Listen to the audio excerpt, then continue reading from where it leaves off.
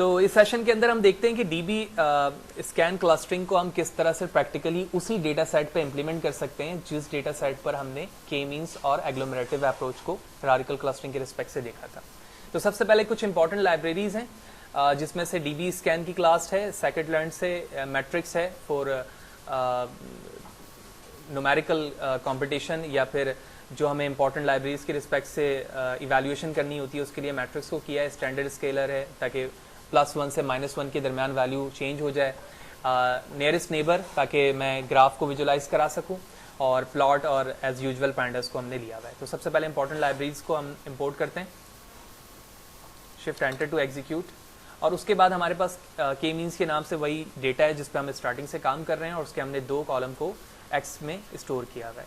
तो shift enter execute किया और ये हमारी वैल्यू है एक्स की एज यूजुअल, जिसमें हमारे पास इन टर्म ऑफ सैलरीज मौजूद हैं, और उसके बाद स्पेंडिंग स्कोर मौजूद है कि वो किस स्पेंडिंग स्कोर से वैल्यू को एक्सपेंड कर रहा है इन मॉल। उसके बाद हम ट्रांसफॉर्मेशन करेंगे डेटा को। तो हमने ट्रांसफॉर्मेशन की, अब हमें क्या करना है, अब हमें वो विजुलाइजेशन चाहिए ग्राफ की जिसके ज़रिए से हम के नियरेस्ट के ज़रिए से जानेंगे कि एक्चुअली हमारे पास जो एप्सिलॉन के साइज़ है वो क्या होना चाहिए। ठीक है, तो इसके लिए मैंने नियरेस्ट नेबर के क्लास को इंपोर्ट किया हुआ है जो कि फंक्शन है। अगर मैं इसको इंस्पेक्ट एलिमेंट करूं कंट्रोल आई प्रेस करके, तो इसमें डिफरेंट नंबर ऑफ पैरामीटर्स हैं, और नियरेस्ट नेबर में जिस पैरामीटर को हमने इंपॉर्टेंटली यहाँ पर शो किया हुआ है वो उसकी क्वांटिटी है उसके नेबर्स की, क्योंकि हमने जो एग्जांपल में थ्योरेटिकली देखी थी कि हम सर्कल के अंदर कितने डेटा पॉइंट चाह रहे थे, मिनिमम 3 चाह रहे थे। तो उसी रिस्पेक्ट से हम यहाँ पर एनएस की वैल्यू क्या लिख रहे हैं, 3 लिख रहे हैं, जो कि यहाँ पर हो रहा है, और उसके बाद उसे फिट करा रहे हैं। तो नियरेस्ट नेबर को यहाँ पर मैंने इंपोर्ट किया विथ रिस्पेक्ट टू हेल्प। तो आप देख रहे हैं कि इसकी डिफॉल्ट वैल्यू क्या है, 5 है, और पैरामीटर में लिखा हुआ है number of neighbours to use by default for k neighbours queries. तो जो क्वेरीज की वैल्यूज हैं उस रिस्पेक्ट से यहाँ पर 5 है, आप उसे चेंज या ज़्यादा कम कर सकते हैं। उसके बाद मैंने डिस्टेंस और इंडिसेस की वैल्यूज यहाँ पर फाइंड की कि हर डेटा पॉइंट के दरमियान डिस्टेंस जो होगा वो हमें विजुलाइज होकर कैलकुलेट होकर इस लाइब्रेरी के जरिए से मिलेगा, और उसके बाद हमने उस चीज़ को क्या करा दिया, प्लॉट करा दिया, और वैल्यू को हमने डिसेंडिंग में चेंज भी किया। लेट्स सी, तो shift enter to execute and here it is your graph. तो आप देख रहे हो कि बिल्कुल ये वही ग्राफ है जो हमने थ्योरेटिकल सेशन पे भी देखा था, क्योंकि इसी डेटा पॉइंट पे मैंने रिप्रेजेंट किया, और मैं ऑलमोस्ट यहाँ पर 0.3 या इसके अराउंड वैल्यू इस्तेमाल कर सकता हूँ, क्योंकि यहाँ पर बैंड हो रही है वैल्यू। और अगर न्यूमेरिकली मैं जाहिर करूँ जो हमारे पास डिस्टेंस वेरिएबल था इस लाइन पर, ठीक है, ये जो आप देख रहे हैं, तो यहाँ पर ओवरऑल डिस्टेंस पॉइंट आ गए तमाम वैल्यूज़ के दरमियान। तो आप देख रहे हो कि तमाम वैल्यूज़ के दरमियान ये डिस्टेंस में वैल्यूज़ यहाँ पर इसने जाहिर कर दिए। ठीक है, आप इसके मीन को लेकर भी इसकी एवरेज वैल्यू देख सकते हैं। कैसे, तो मैं यहाँ पर आता हूँ और मैंने यहाँ लिखा डॉट मीन, ओके स्पेलिंग वाला था, डिस्टेंस डॉट मीन। ठीक है, तो इसकी मीन वैल्यू आ रही है तमाम डिस्टेंस की, तो 0.09 इसकी डिस्टेंस वैल्यू। तो लेकिन अब हमें क्या करना है, हमें वैल्यू पता चल गई 0.3 जो कि ग्राफ से भी विजुलाइज हो रही थी, आप देख रहे हो यहाँ पर 0.3 वैल्यू है। तो इसको अब मैंने डीबी स्कैन फंक्शन के अंदर इस्तेमाल किया है। तो सबसे पहले हमारे पास डीबी स्कैन यहाँ पर पैरामीटर है, उसके बाद है मिनिमम सैम्पल्स। ये क्या चीज़ है, तो सबसे पहले मैं इसे भी इंस्पेक्ट करता हूँ, तो control I to inspect element, और उसमें नंबर ऑफ पैरामीटर्स बहुत ज़्यादा हैं, लेकिन जिस पैरामीटर्स की हमें ज़रूरत है वो इनमें से 2 इंपॉर्टेंट है जिसको हमने एप्सिलॉन और मिनिमम सैम्पल से ज़ाहिर किया गया। तो आप देख रहे हो यहाँ पर मैंने डीबी स्कैन को इंपोर्ट किया है, और एप्सिलॉन यहाँ पर the maximum distance between 2 sample को जाहिर कर रहा है, जो कि हम वैल्यू यहाँ पर हासिल कर चुके हैं 0.3। जबकि जो मिनिमम सैंपल है, द नंबर ऑफ सैंपल्स और टोटल वेट, कितने नंबर ऑफ सैंपल्स आप चाहते हो in term of weight in a neighbour for a point to be consider as a core point. तो आपको याद होगा थ्योरेटिकल सेशन में हमने देखा था कि 3 बेसिक पॉइंट थे हमारे पास, कोर, बॉर्डर और नॉइज। तो अब यहां पर तुम बताना चाह रहे हो कि भाई कितने उस सर्किल के अंदर कितने डेटा पॉइंट होना चाहिए जिसके जरिए से तुम कहोगे कि ये डेटा पॉइंट हमारा कोर है। तो यही वजह है कि मैंने उसके लिए यहाँ पर मिनिमम सैंपल्स की क्वांटिटी क्या रखी हुई है, 5 रखी हुई है according to the visualisation of data.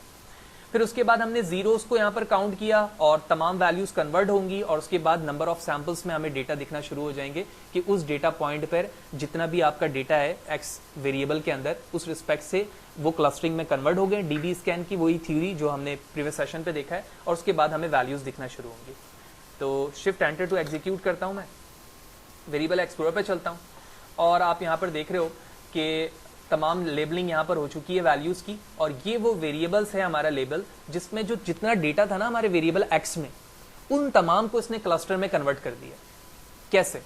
देखो इसने कितने क्लस्टर्स बनाए हैं। सबसे पहले तो हम एक क्वांटिटी देख लेते हैं। 6 तक मुझे लार्ज वैल्यू मिली है तो 0 to 6 इसका मतलब है 7 क्लस्टर्स इसने मेरे डेटा पॉइंट के बना दी। लेकिन यहां पर जो माइनस वैल्यू है ना -1, ये वो वैल्यू है जो आउटलायर को रिप्रेजेंट कर रही है। ठीक है, यानी -1 वो वैल्यू है जहां जहां आपकी विजुअलाइजेशन पर वो वैल्यू मौजूद है, वो डेटा मौजूद है, वो आउटलायर है। तो सबसे पहले हमने क्या किया, विजुअलाइजेशन की रिस्पेक्ट से एक डेटा की सीरीज हासिल कर ली कि कितने क्लस्टर्स मेरे इस एक्स वेरिएबल के लिए रिजर्व्ड होंगे इन term of the dB scan. अब फाइनली हमें मूव करना है कि number of clusters and noise को मैं न्यूमेरिक फॉर्म में भी देख लूं। अभी तो मैंने यहां पर खुद से रीड करके देखा है कि क्या क्या है, अब मुझे न्यूमेरिकली चाहिए कि नंबर ऑफ क्लस्टर्स कितने हैं। तो इसके लिए हमने यहां पर 2 लाइन ऑफ कोड लिखा हुआ है जिसमें आप देख रहे हो कि लेंथ ऑफ लेबल्स, जो लेबल वेरिएबल है जिसको हम देख रहा था, उसमें से -1 को आप इग्नोर कर दो। तो -1 को इग्नोर करूंगा तो उसका मतलब है 7 जो हमारे क्लस्टर्स आने चाहिए। और उसके बाद हम नॉइज को भी काउंट कर रहे हैं कि जितने उसमें क्लस्टर्स हैं जो नॉइज डेटा है यानी -1 को मैं रीड करा रहा हूं तो वो मेरे नॉइज हो जाएंगे। लेट्स सी, तो मैंने इनको किया एग्जीक्यूट और आप देख रहे हो यहाँ पर कि 7 हमारे पास क्लस्टर्स बनेंगे इस डेटा पॉइंट पर और 35 डेटा पॉइंट ऐसे हैं जो मेरे नॉइजी होंगे। ठीक है, इन दोनों को हमने यहाँ पर बस प्रिंट करवाया हुआ है। ठीक है, जो वैल्यू वहां पर दिख रही थी मैंने उसको पॉइंट को विजिबल करवा लिया। अब फाइनली बारी है हमारे उस तमाम डेटा पॉइंट की विजुअलाइजेशन की।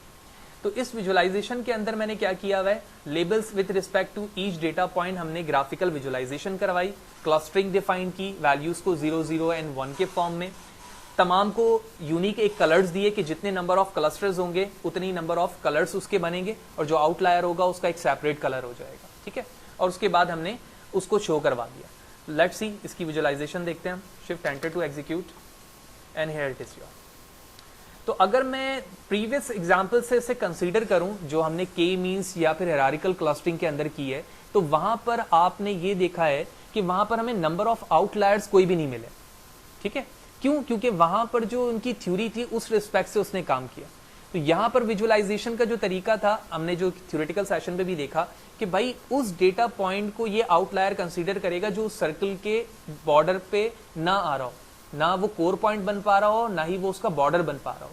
तो यही वजह है कि डीबी स्कैन को हम ऐसे डेटा सेट पर अप्लाई करते हैं जहां पर हमें कंजस्टेड फॉर्म पर डेटा मिलता है, क्योंकि हम एज यूजुअल प्रीवियस एग्जांपल पे ही इसे इस्तेमाल कर रहे हैं। यही वजह है कि नंबर ऑफ आउटलायर्स यहाँ पर ज्यादा आ रहे हैं, इतने आउटलायर्स नहीं आना चाहिए। तो हमने उस सेशन पे भी देख लिया था थ्योरेटिकली कि एक्चुअली हमारे पास किस तरह से डेटा पॉइंट होना चाहिए, जैसे कि यहाँ पर भी दिखाया जा रहा है कि हम उस पे डीबी स्कैन का इस्तेमाल करेंगे, ना कि के मींस का। और इसी तरह प्रीवियस इस एग्जांपल में भी तुम देख रहे हो कि डीबी स्कैन में उसने क्या किया, हर डेटा पॉइंट को यहाँ पर अलग कंसीडर किया हुआ है, जबकि के मींस के अंदर उसने अपने डेटा को क्या किया हुआ है, डिवाइड किया हुआ है। तो यही वजह है कि जब मैं इसी डेटा पॉइंट पर के मींस या हायरार्किकल इस्तेमाल कर रहा था तो वो बिल्कुल सेपरेट अलग चंक में डेटा डिवाइड हो रहे थे और नंबर ऑफ क्लस्टर्स हमारे पास क्या थे, 5 हो रहे थे और वो बिल्कुल सेपरेट होकर तमाम डेटा को कंसीडर कर रहा था।